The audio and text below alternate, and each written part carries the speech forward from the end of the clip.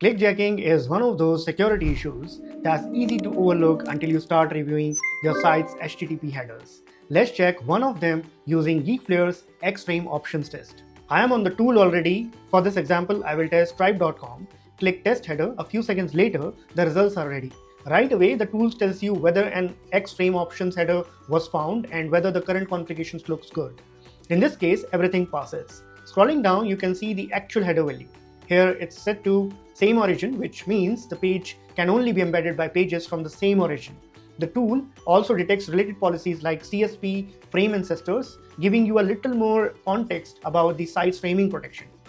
Below that is a quick security summary. Instead of digging through response header yourself, you get a simple explanation of what was found and whether anything needs attention.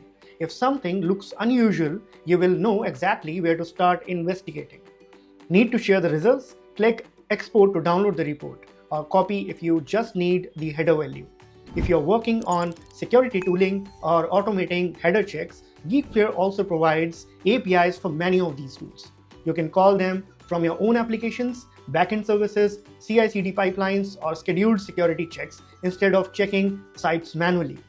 Geekflare also supports MCP, so AI clients like Claude Desktop, Cursor, VS Code, and other MCP-compatible tools can access these capabilities through the Geekflare MCP server as part of larger security or automation workflows. That's the X-Frame options test. Try it with one of your own sites and see exactly what framing policy your server is returning.